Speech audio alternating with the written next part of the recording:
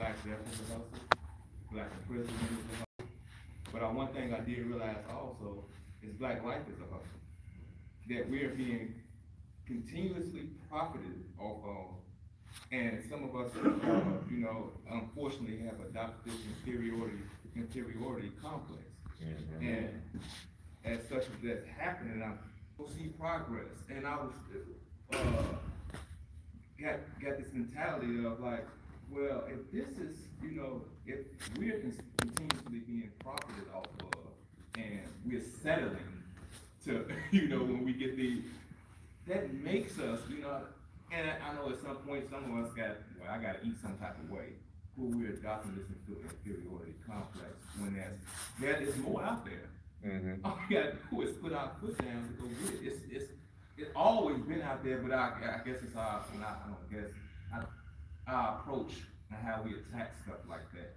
So teaming up doing stuff like that, I like to see that. Yeah, they because inferiority is been caught up in this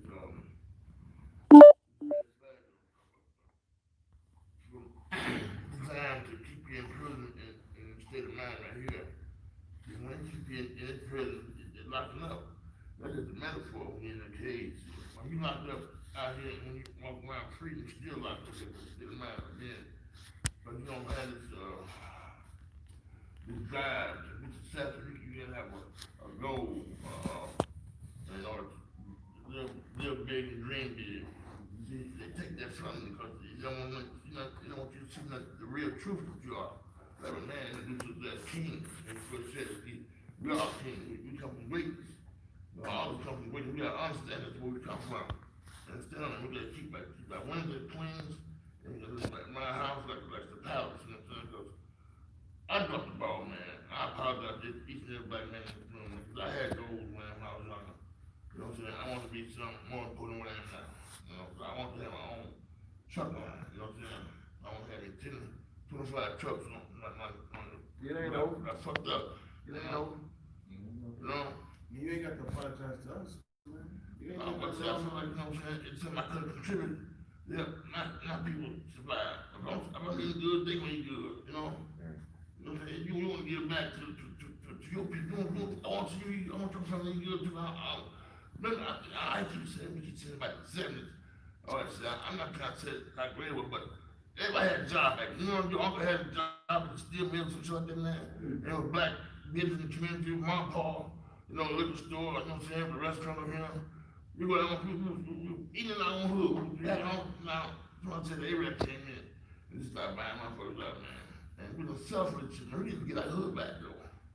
One more thing I forgot, you just reminded me of something that I was gonna say too, about when you were saying that when you was younger, you were truck driving. Down the street from where I live, there's every day, there's this black guy sell things out of his truck. And I go to the store and I was thinking when I was walking past him, like every day I see this man out here doing this, every day. Yeah, all through up and down the community, whites, Arabs, but I'm learning to, okay, I have to say to myself, this man out here doing this in the cold. This spot, his truck. While all these other people, of different races, pretty much set up shop in our neighborhood. And he's doing it out there, so I'm investing what you're doing. But every time I come here and I see something I want, regardless if you get it illegal or not, this is what you're doing. Which I hope but obviously when you just said that, it reminded me of something that I noticed yesterday. I've been noticed it, but I realized yesterday that this man out here every day trying to make $1 out his truck in the cold, selling stuff, while, other people of different races, in our communities, warm, I got a quick story to tell you. My father used to sell cars for Ruby Chevrolet on Stony Island. And he came in one day and told me, he said, man, you ain't gonna believe this. I said, what? He said, man, this guy, this older guy, he came in, he wanted to buy an IROC. So nobody else salesman wanted to talk to him, right? I mean, dirty. You know? That was my first sports car, IROC Z. Yeah. So he said, yeah, come on in. He said, I want to buy the one that car right there. He pulled out he had a shopping bag with him. Pulled out like bags of $1 bills, right? So my father said, man, they sitting there counting up to $8,000. He said, man, son, you're a little short. He said, okay. He said, man, what you doing with all this money, these $1 bills? He has a hot dog stand. He said, you got to be kidding. He said, yeah. He said, wait a minute, let me call my wife. Wife came and brought 2 more bags, and he bought her one, him one. Show you that a hot dog stand. Yes, sir. Yes, sir. No telling how much other money he had, but he bought his wife and him a IROC, matching IROCs with $1 bills. Right, that's expensive, like things. I can't get one. I want to get one with a hot dog stand sitting on the corner right now. I'm not lying. That inspired me right there. 63rd and Austin. You got a good little picture, you got a good little picture. You know, the chips and all that stuff like that. But the point is, a hot dog stand. Yeah. I can see it. We got away from having our own. At the time that we had our own. We had our own filling stations, tire shops, all that. We got away from all that. Yeah. We teach our young brothers to have that, and we get them now and show them how to do that. You know what I mean? I just wonder where the fuck did we go? Where did we go? Know what it is? We belittle ourselves by saying, I can't. Take the T off, I can't, and if you take the T off, you can do anything you put your mind to do. We belittle ourselves, man, you know, cause success ain't just gonna come knocking at your door. You gotta want it, you know, grasp for it, you know, put that work in. But see, I don't know, I stopped asking the questions about, I stopped asking those questions, what happened? We know what happened. Yeah. That's why this accountability thing, if it was about an individual thing, then most of us would probably be most of us, I hope we could be successful. But I'm just saying, if it was about individualism, then you won't be accountable to your community, you won't be accountable to your family, you won't be accountable to nothing outside of yourself. And ultimately, we're not accountable even to our own self. We're not even true to our own self. So I'm saying, when we talk about accountability, I want us to get out of the habit of talking about what happened to us, Yeah. why it's like this, Yeah. when it's gonna change, or they ain't gonna change, because we're not holding them accountable. We're not holding them accountable while we've got all the weight and responsibility to be accountable ourselves. You got to be accountable, little homie. You got to be accountable, big homie. You got to be accountable for your action, your behavior, and anything that caused me to have ills, and that my ills affect the community. You can't be accountable if your ills affect the community. In most cases, everything we asking for and praying for and living for, we have the ability to change it overnight if we want to. Yeah. And big dog, to your point, all of this was by design. Yeah. So don't bear none of this weight on your shoulders. All of this was by design. When you look at policies and you look at things that's happening, you can look at it currently. You can look at marijuana laws, right? All of a sudden it's legal, but most people in jail is in jail because they were trying to make a living, right? All of this is by design. Right now, we need to definitely look at what's happening now. How can we come together and create our own laws as well? Not only businesses is great, but they can break it with a law. They can snap that in two, and that's what they did a lot of times. It was nothing but laws and laws and But laws. no business exists without us allowing it to. At any given time, you know, I set a Dunkin' Donuts down by myself because it disrespected a sister. Went in there and shut it down. I ain't waiting on nobody else to do it. I saw it and I shut it down. They closed the doors.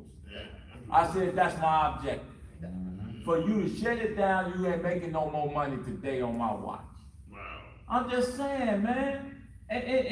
All that, I don't get into all of that. Why ain't shit happen? Shit ain't happen because we letting it happen. Shit not happen because we not doing nothing to change it. Just like us, bro. That's a fucking giant, Amazon. Just to be out in front of a space like that, bro. We're the only ones in the country was doing it. I'm telling you, Amazon, we were just picking up trash right the other day. A lot of the trash on the street come from Amazon.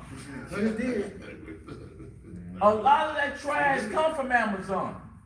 But Amazon ain't giving us no contract to pick up the boxes and the trash that people throw that's theirs. See, when you hold them accountable, the chances are, and we keep doing what we're doing, they gonna have to talk to our people and make sure all of us, it's no reason why we should be out of work. No doubt. It's no reason why we should be out of work.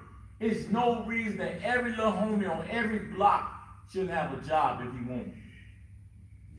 But when we not accountable as men, then we let our sons fall short of their potential, their purpose, and their life, man.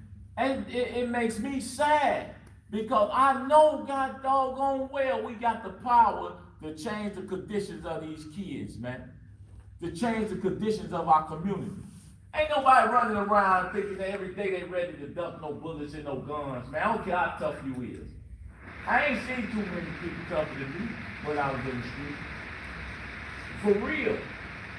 Every day it was about getting shot at. Every day.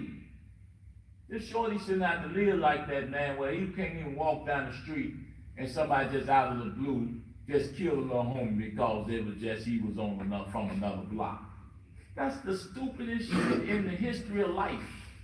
Because I think too, accountability has nuance. You know, like it has like, did you know that if I know something is finna happen to someone and I don't do anything to stop it? I'm quite sure most of you guys in this circle have been in a situation where you may have heard someone about to go do something to somebody, or you see something that ain't right. Silence is agreement. When you don't say something or when you don't acknowledge something as being wrong, then you just as accountable. You can go to jail for that. You know that, right? If I'm about to go do some harm to someone and you know about it, they can lock you up for that. You accountable for that. And we do that a lot of times in situations. We see this shit out here fucked up, but we still sit back. You see these kids out here on the streets and you still sit back and don't do nothing. You still sit back and just say, hey, it is what it is. I got to get mine. So you accountable to that. That's why I say accountability has nuance and subtleties that you got to pay attention to. Don't think you're not accountable just because you ain't do something directly or I ain't did nothing wrong. Well, you heard something. It's been so many situations I've been corrected just off the strength of I know I can be accountable to something that I could have left alone. But to me, that I felt accountability for that. I felt like it was some reason behind why I should have did what I did. It's something I could have said or done to stop that situation from occurring or enhance the situation or help someone. So we all got accountability, man. We all got issues and we all got some stake in that. So that's what I feel about accountability. It ain't just me just taking action for something that I'll take a responsibility for something that I did. It's about, having responsibility to more than just ourselves.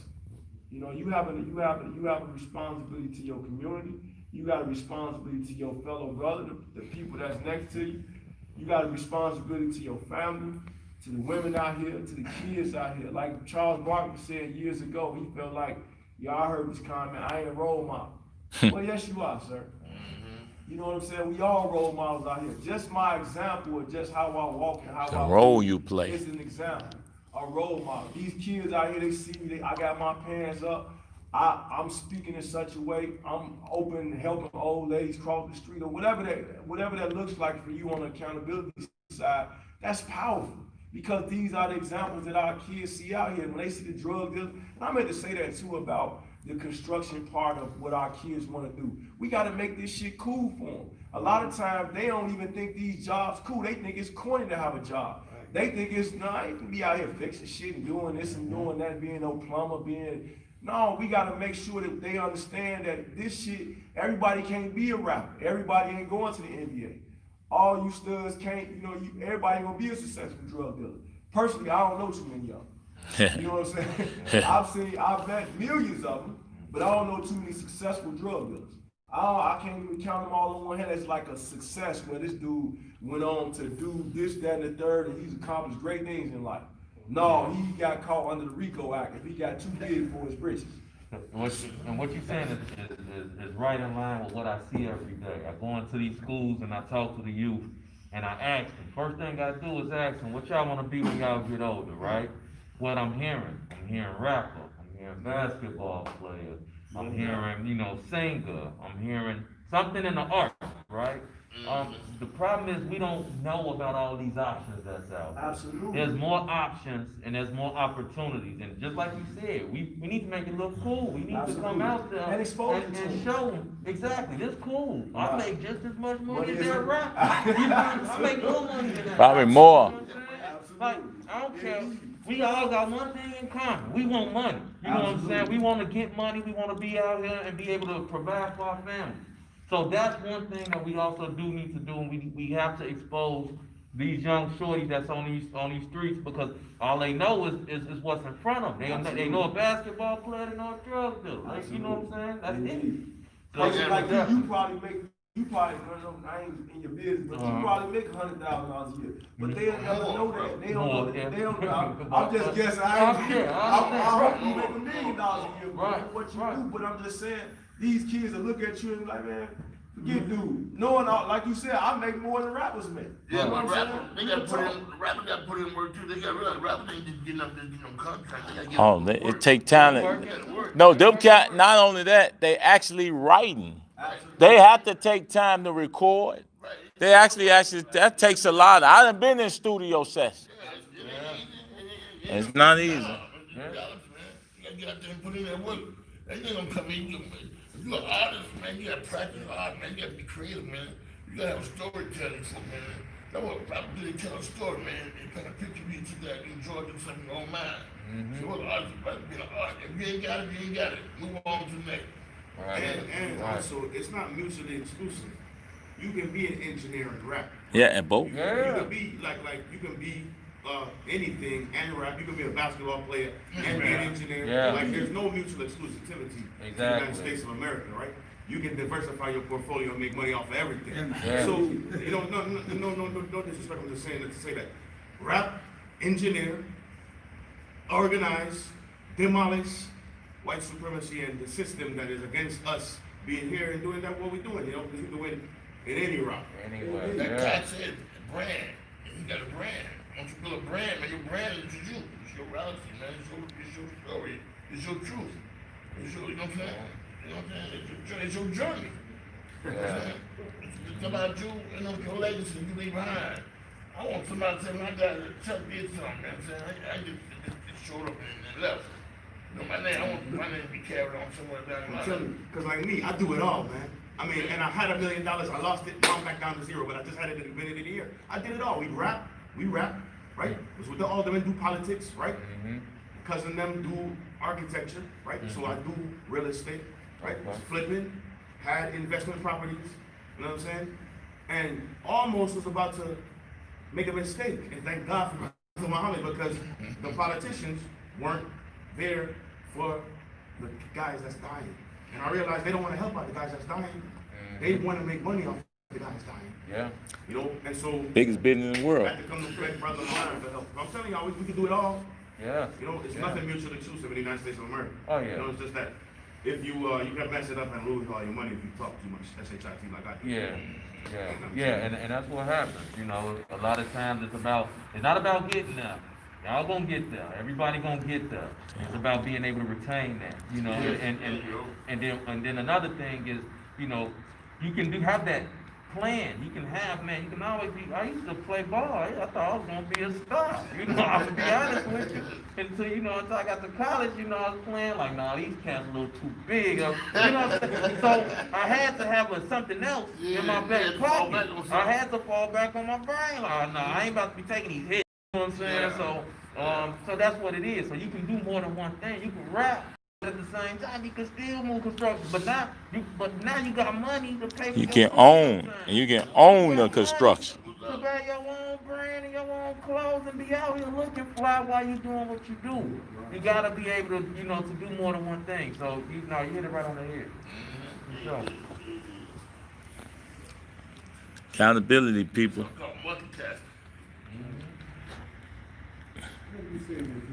Go ahead, Chip. Just like that brother just got me saying, you give that same thing, 65, 64.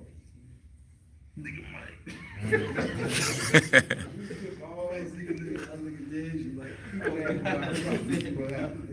That's right. Tell Chip. That's the oldest one was 18.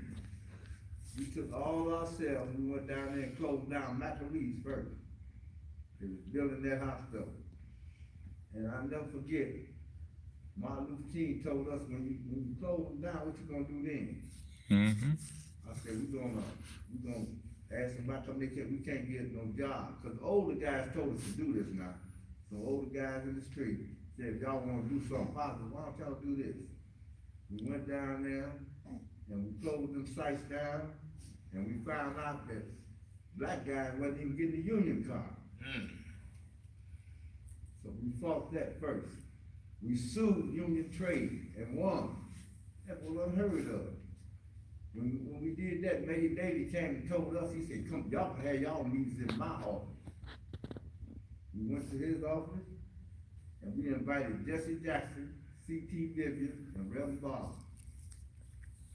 We didn't know that ministers could be snakes back then. We didn't know none of that. We invited them in on our thing to give ourselves credibility. Like, No right. ministers coming in. No right. They laid there, when we won that suit, they said, nah, let us have the money for y'all. Hey, y'all wait for that, dog. We opened up apprenticeship programs all over the city. They said, don't put none over there, that belongs to them. We don't care who it belongs to. We're doing this for the whole city. We wasn't, and we did, and the next thing I know, Jesse Jackson told the people, the police down there, said, y'all don't know, they could build an army and kill y'all. They started locking us up right after that. You understand what I'm saying? So I know exactly what he's talking about. And it don't take nothing but us to unify to do that. You know what I mean? But we ostracize our own self, we cross our own self out. You dig? That's why that dope just flooded the area. So we was doing positive stuff like that. Yeah. Arabs, we wouldn't have had a chance if we had stores and we wasn't buying our own product. We wasn't looking for deals. We were paying X amount of dollars for it and selling it for the same price. How's that running the store? Who put the dope out there, man? You know who put it out there. Who planted the seed out there, man? And it was brought to us. Yeah. Like them guns that sit there in the box car sitting waiting. One's in company. Sit there for what, a month or so, trying to hold in there, then broken together. They put shit in our neighborhood for us to be self-destructive. I'm saying, and we fall right into them traps, man, cause we divided. I'm saying, if we wouldn't divide it, shit would backfire on the ass. See, but we gotta get this thing back together, man. We gotta bring it back like Trump said, make America again. We gotta make black great again. You know what I'm saying? We gotta make the unity great again. This shit gotta be tight. Well, I don't know if black was ever great. I don't know if we was ever great, because it was all systematic.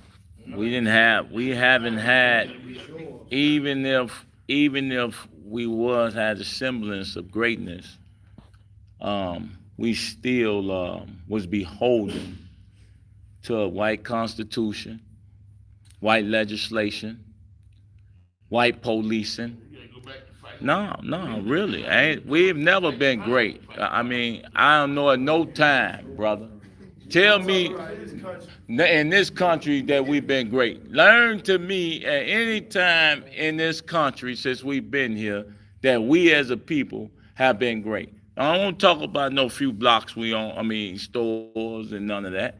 As a country and a people, we got people right now, black folks still living in some of these rural areas, still living in wood houses, bro. No electricity. With outhouses with no electricity. I'm talking about black people.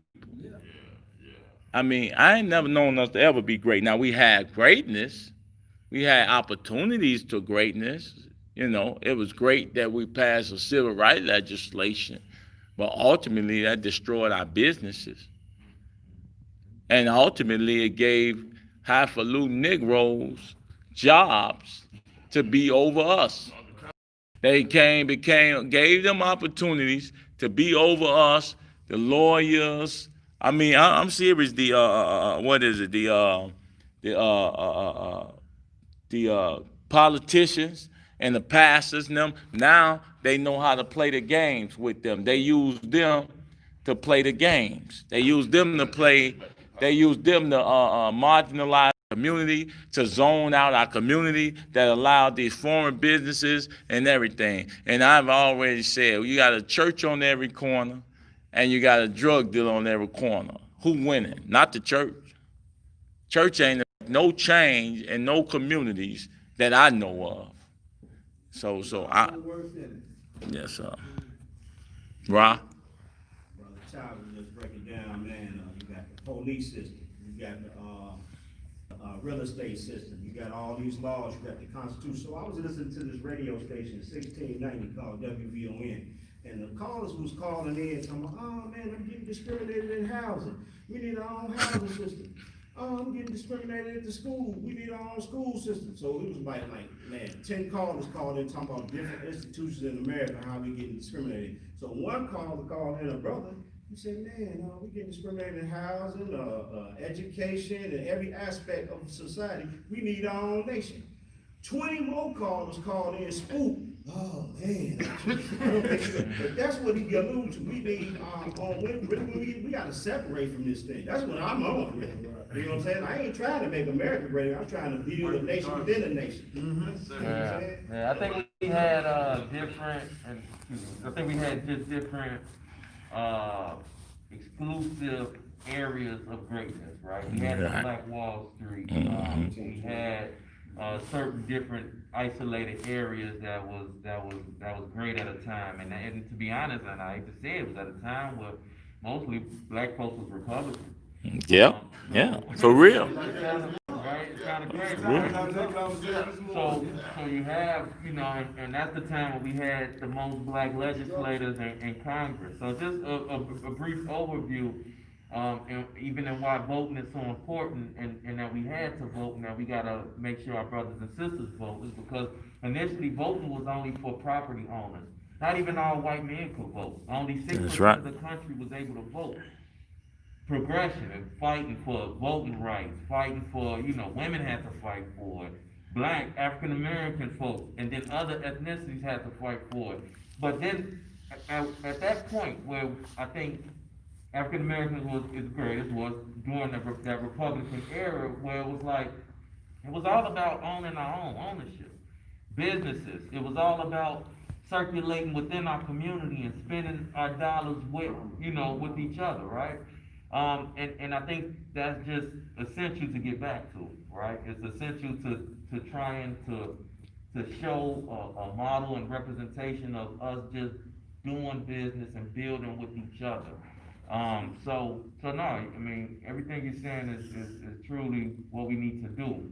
This country we have had examples of greatness, and we have to get back to that using those same models. But at the same time, it's a system, right? They can turn that faucet on, and they destroyed all them great examples by turning that faucet right back off with policies that destroyed, and they bombed it. They bombed communities. They did certain things. They flooded communities with drugs. They bombed Black Wall Street. It's a lot of things that happen systematically that you know, we have to look out for them, be prepared, we have to be one step ahead of things. But we can only do it by uniting, even just to get back to that point. So, We are working. Bottom line is self-contained. I was watching the movie last night, guys, with Jack Nicholson, and this movie with he was a gangster, right? That might know the title of it. Right now. It was a big cast of stars in there, a lot of, and he was narrating at the beginning of the show. He said, I heard the word he said. He said, niggas, you gotta you gotta take what you want. You know what I'm saying? That's what he said. You gotta tell them you gotta take what you want. That's the American way. Everybody came to the United States together. Like when the tag team, they was like the bottom feeders then, right? The two, they form a mob. What they want. That's what the business still. You know what I'm saying? We been on that. Still taking what they want. We got to take our shit. Take it back. You know what I'm saying? We come from the richest motherfucking country that is Africa. Well, you can't never take nothing back that you never owned, bro. Now we take what I'm they saying now we take what what they took from. I mean, we take, in this sense, we take or build on what they used our bodies to build for themselves. That actually we have a stake in everything in this. See, I believe in separation, but I also know that we built this free slave labor. I'm gonna leave what? I'm gonna leave, go where? To and then set up shop at somebody else's shit, or set up shop on the shit that our ancestors built and what we built off the backs and the death. And right now, even to this day, when you look at policing, and all the aspects of what that look like, they built policing, they built prisons, they built state's attorneys, they built law jurisprudence off our death and off our backs. Bro, they built policing across the country off of black death and black disenfranchised. So fuck the skinheads. They ain't on shit. We talking about them in the skinheads in robes. We talking about skinheads in politics. We talking about the skinheads that's become niggas. That we talking about skinheads that wear professional garments. And the founding fathers need to be charged with crimes against humanity. We know you ain't even gonna get past that until you run the house niggas in Lake Michigan. You talking about the founding fathers. We can't even get past the block. I got you. Ain't no question the founding fathers are the problem. All I'm saying is we got Negroes and people who call themselves men continue to let their elected officials pimp their communities and don't even show up at the alderman's office to knock on the door and say shit. I'm saying just that simple. Oh yeah, she probably. So just that simple. I'm just telling y'all, man. We got a lot. We got a lot going on. We got a lot going on, man. And if we don't start in our communities, oh, they can wait.